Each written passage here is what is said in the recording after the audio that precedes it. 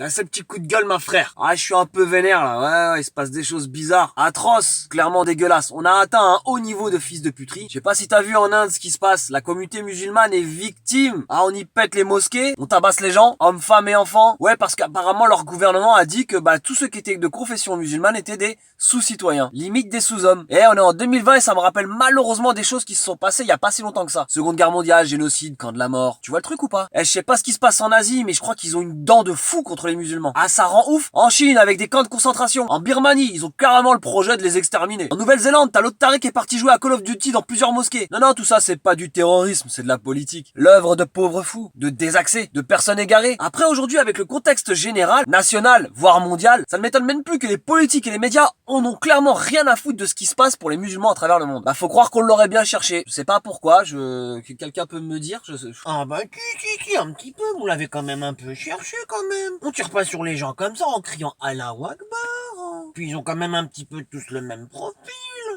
Ben non, justement, c'est pas parce qu'il y en a un qui fait une connerie que tout le monde doit prendre. Bah ouais, je suppose que tous les prêtres ne sont pas pédophiles.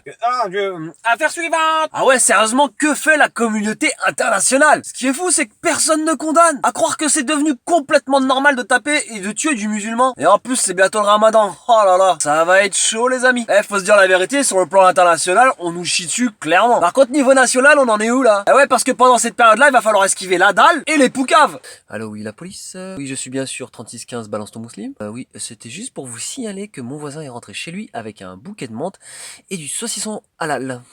Non, pas à l'ail, halal. Oui, voilà. Allez, au revoir. Jetez-vous en l'air, mais qu'est-ce qu'on va rigoler. Il serait grand temps de s'organiser et de s'unir et afin de peser dans cette société. Enfin, je dis ça, je dis rien. Ma frère, je sais pas si t'es au courant, mais y a Adidas qui vient de lancer son hijab pour le sport, comme Nike. Mais eux, ils se sont dit qu'ils allaient pas faire ça en France. Pas pour l'instant. Ouais, on va éviter les polémiques. Nike et Adidas ont senti qu'il allait avoir de l'oseille à se faire, mais nous, arabo-musulmans provenant de la Maghribie et de la musulmanie, on sait pas organiser, on sait pas faire. Ah, parce que pour ouvrir des chichas, y a du monde, hein. Ah, burger halal, restaurant gastronomique halal, chinois halal.